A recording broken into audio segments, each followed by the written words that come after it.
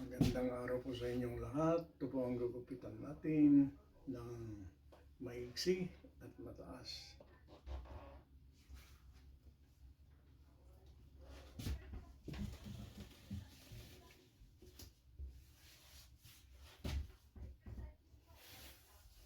Madilim akala ko si Kuya waka nagbakasyon ngayon. Ayun, usually, pagkatapos ng huligan, Mga haligan muna. huligan muna. Bago magbakasyon. Kasi may huligan ba? Mayroon palagi yun. Pagdating ng season, masaya din kami din naghahaligan doon. Minsan nakakarami, minsan din kunti lang. Pero nakatiming kami nga yung namin pwesto. Swerte yan talaga. Mahigit isang cooler yung dala namin. Kami na lang nag-surrender pag uwi. Pero minsan din, mga lang.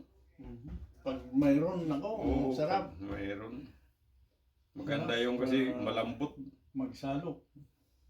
Yung sinabi ng kapatid ko nung buhay pa, bro, yung huligan, masarap sa akin.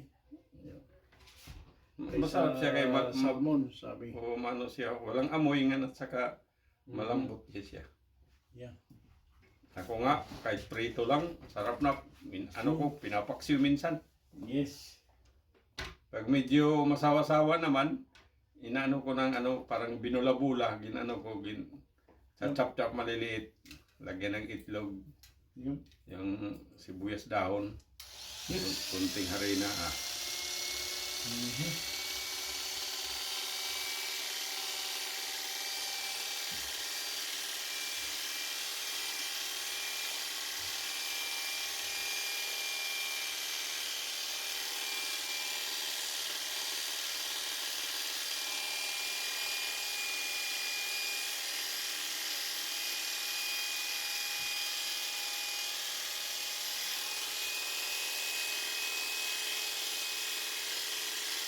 Saan kayo sa Pinas magbakasyon? Ha? Saan kayo sa Pinas? Saan tulo lang yun? Mas mayroon nito. Ilocano. Karamihan dito, dami mga kaibigan ko, mga Ilocano. Dito, maraming Ilocano dito mga Pinoy.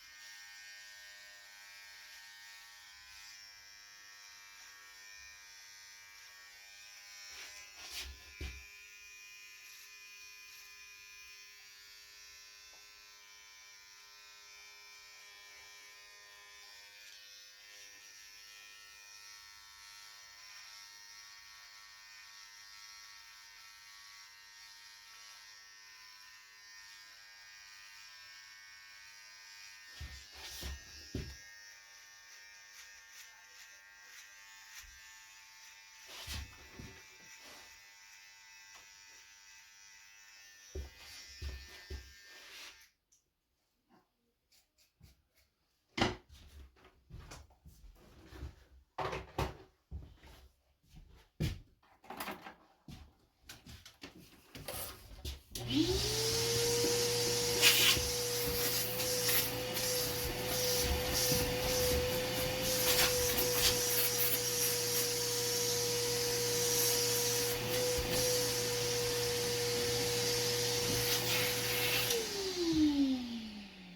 kuya, pwede mo bawasan to?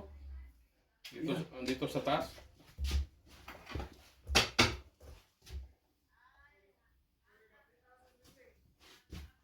Para matagal humaba. Yeah.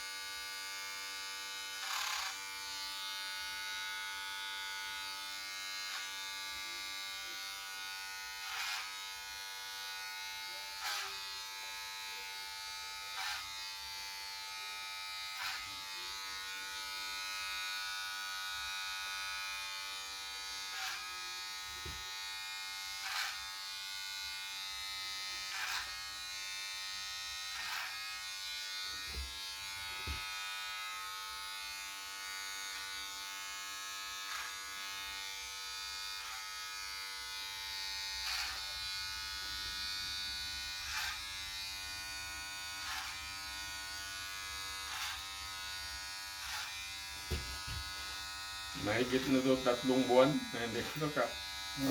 Ito matagal. Dapat mahaba. Kasi pag hindi humaba, delikado.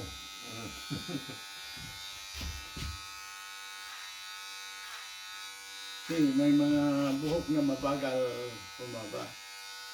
May mga mabilis naman. Pero humahaba pa rin. Ang problema, yung hindi na humahaba, sus, pag nabunod, wala na, hindi na babalik. Yun ang masama.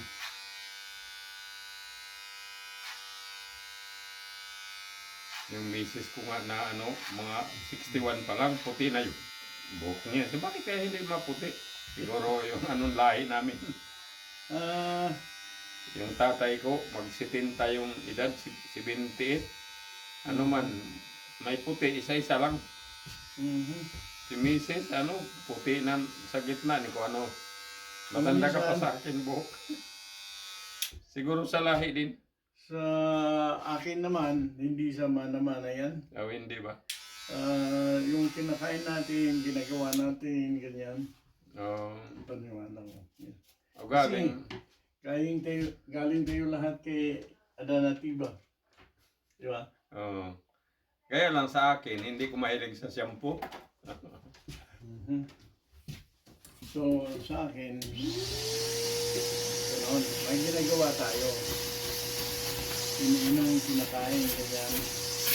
Yun, madali din nagpa-transfer sa katawan. Yeah.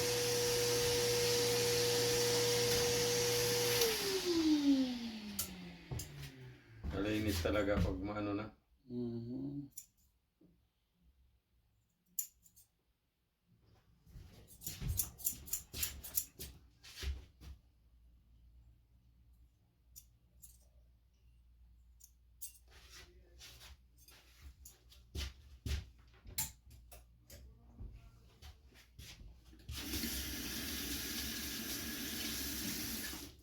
Kaya sinasabi ko sa iba, hinahayaan ng buhok na tuyong-tuyo.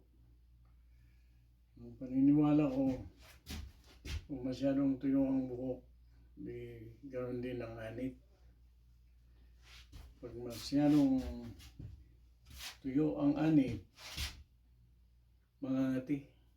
Nangangati.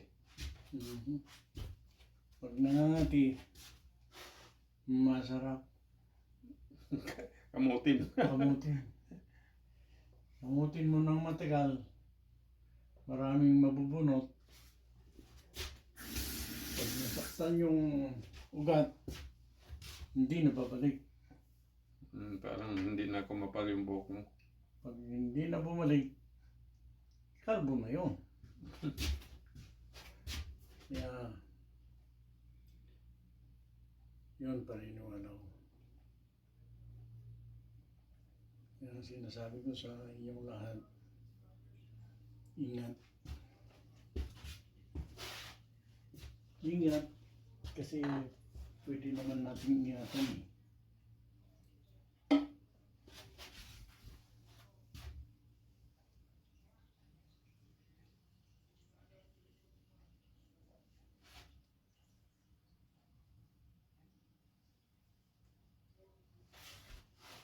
Pag hindi mo ingatan, eh, siyempre, Madali kumalbo. magkakasakit.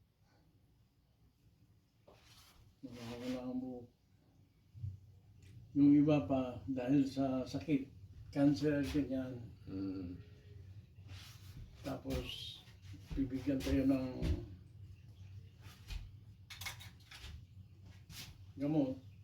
Yung yung tatay ng misis ko, wala nang buhok kasi parang na siya, mahilig siya kasi yung mga kalong na plastic. Nagsusumbrero siya ng mga plastic. Yun pa. Wala na talaga yung gitna niya, parang nag-helmet ka na. Pero magsitinta na din. Kaya, yeah. Yun pa. At saka, nung masyado tayong nai-stress. Isa din yun. Masyado tayong nagkakaproblema. Ito, apektado ang kalusugan natin doon. Buti nga, yung iba kahit napakalaging problema, Hindi lang iniisip. hindi nagpapakamatay. Yung iba talaga, pakamatay na lang. Kaya po, sabi. Mahirap din yun. Yeah, mahirap ba? Malaking kasalanan din, natin yung yung Tama po, kung buhay. naniniwala tayo kasi hindi atin ang sarili natin eh. Yun na nga. Kailangan, hintay ka lang kung Yes, kunin ka na ng Panginoon. yes. Tama po. Kaya, naniniwala ako na yun, nasa atin.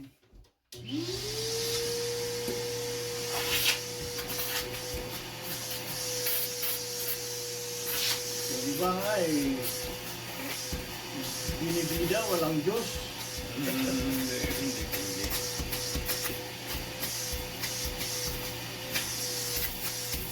Sabi ko naman, bakit?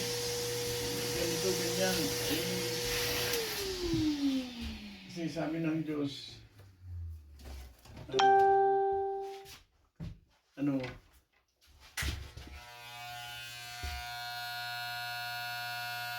ang mundo ay punong-puno ng kasalanan. So,